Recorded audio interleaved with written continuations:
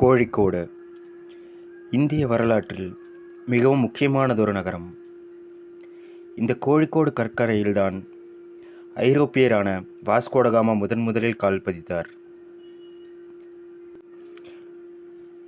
கோழிக்கோடு கேரள மாநிலத்தின் மிகவும் முக்கியமான நகரங்களில் ஒன்று. இது கேரள மாநிலத்தின் இரண்டாவது மிக நீண்ட கடற்கரையை கொண்டுள்ளது. இதன் அருகே ஒரு மீன்பிடி துறைமுகம் இருக்கிறது.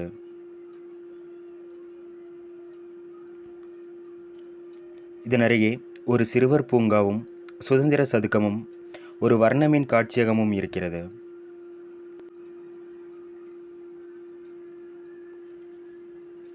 காலை 8 மணி முதல் இரவு 10 மணி வரை இந்த பூங்காவில் அனுமதி உண்டு.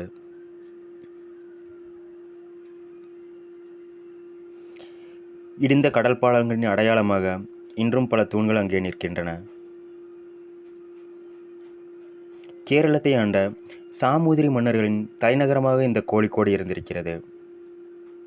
1990 வரை கேலிக்கட் என்றே பெயர் இருந்திருக்கிறது. தமிழில் இதனை கள்ளிக்கோட்டை என்று அழைக்கின்றனர். கோழிக்கோட்டிற்கு கேலிக்கட் என்று பெயர் வர காரணம் இங்கு நெய்யப்படும் கேலிக்கோ என்ற ஒரு வகை துணியாகும்.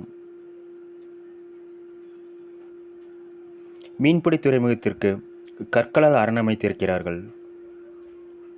அந்த அரண் அருகே ஒரு சிறு ஓடையும் கடலில் வந்து கலக்கிறது.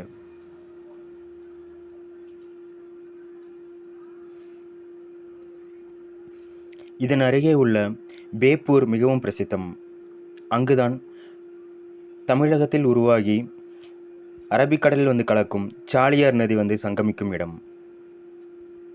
இதோ அந்த சிறு ஓடை. இந்த கோழிக்கோடு கடற்கரை சுமார் 28 கிலோமீட்டர் நீளம் கொண்டது.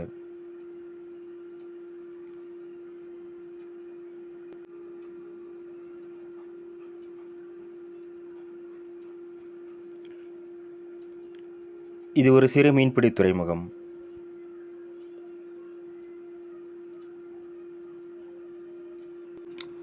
இந்த கோழிக்கோடு யுனெஸ்கோ பாரம்பரிய அங்கீகாரம் பெற்றது இலக்கியத்திற்காக.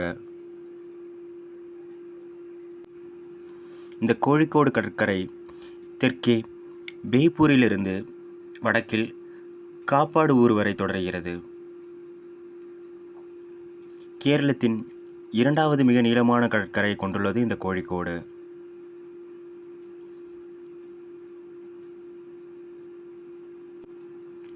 மீன்பிடி துறைமுகம் என்றாலும் மாநகராட்சி இதனை நன்கே பராமரித்திருக்கிறது.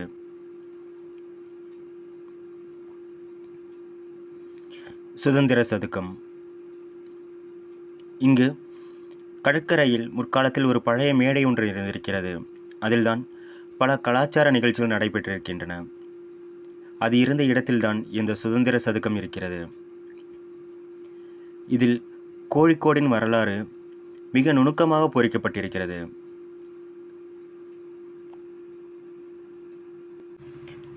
இந்த சுதந்திர சதுக்கம் 2020ஆம் ஆண்டு கட்டி முடிக்கப்பட்டது. இதனை வடிவமைத்தவர்கள் பி விவேக் மற்றும் நிஷன். அவர்கள் டி எர்த் ஆர்கிடெக்ட்ஸ் என்ற நிறுவனத்திற்காக இதனை வடிவமைத்திருக்கிறார்கள். இங்குதான் தற்போதும் பல கலாச்சார நிகழ்ச்சிகள் நடைபெறுகின்றன. 1934ஆம் ஆண்டு மகாத்மா காந்தி இங்கு வருகை தந்திருக்கிறார். ஆதலால் இந்த சாலைக்கு காந்தி சாலை என்று பெயர் வந்துள்ளது. கடல் சற்று சீற்றத்துடன் இருக்கிறது. ஆதலால் கடலில் இறங்க வேண்டாம் என்று சொல்கிறார்கள். நல்ல ஒரு கவின்மிகு காட்சி. இந்த பறவைகளைப் போல் நாமும் சுதந்திரமாக பறக்க வேண்டும். சாத்தியமா?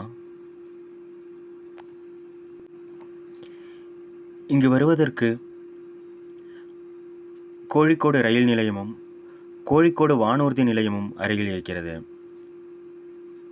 நாம் கோவையிலிருந்து இங்கு வந்திருக்கிறோம். அரபிக்கடலில் ஒரு முத்தாக இந்த கோழிக்கோடு கடற்கரை திகழ்கிறது.